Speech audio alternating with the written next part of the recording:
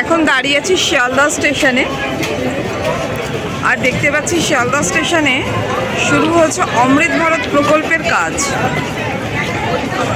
একদম অন্য রূপে আমরা পেতে পারি এই শিয়ালদহ স্টেশনকে আর বেশ কিছুদিনের মধ্যে। তো কি কাজ শুরু হয়েছে সেটা ফার্স্টে দেখব, সেই জায়গায় যাওয়া যাক।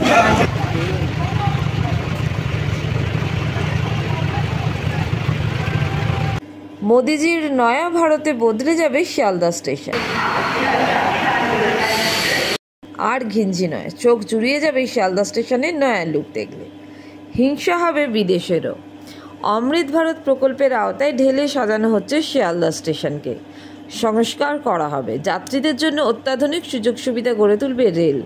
কেমন দেখতে হবে শিয়ালদহ স্টেশনকে? ভিড় ভাট্টা ঠেলাঠেলি ঘিঞ্জি এলাকা, শিয়ালদহ স্টেশনের সেই ছবিটা শীঘ্রই পাল্টে যেতে চলেছে। কারণ অমৃত ভারত স্টেশন প্রকল্পের আওতায় একেবারে নতুনভাবে সাজিয়ে তোলা হচ্ছে শিয়ালদহ স্টেশনকে। সংস্কারের পর শিয়ালদহ স্টেশনকে দেখতে এতটাই সুন্দর হয়ে যাবে যে মনটা জুড়িয়ে যাবে।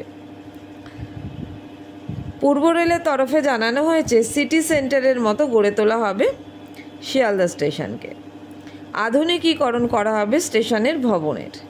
যাত্রীদের স্বাচ্ছন্দ্যের জন্য থাকবে একাধিক সুযোগ সুবিধা। অনুমান করা হচ্ছে প্রত্যেক দিন শিয়ালদহ স্টেশনে 11 লক্ষ থেকে 13 লক্ষ পর্যন্ত যাত্রী যাতায়াত করে।